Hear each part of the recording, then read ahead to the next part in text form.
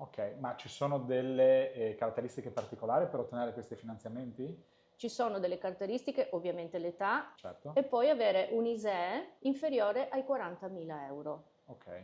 Quindi diciamo Quindi, ci rientrano abbastanza categorie, insomma, ok. come...